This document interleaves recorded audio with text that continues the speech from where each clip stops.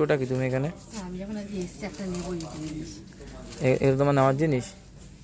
এটা নেবো। এটাও সুন্দর। কোনটা নেবো? মাথাটা ট্যাংটা শুধু, এটা আমার সাথে মানাবে না। বডি হয়ে গেছে সরু, মাথা হয়ে গেছে বড়।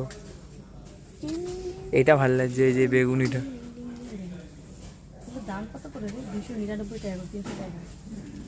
এটা কি? অক্টোপাস ধুলো পড়ে গেছে। দেখি আমার কেমন লাগছে।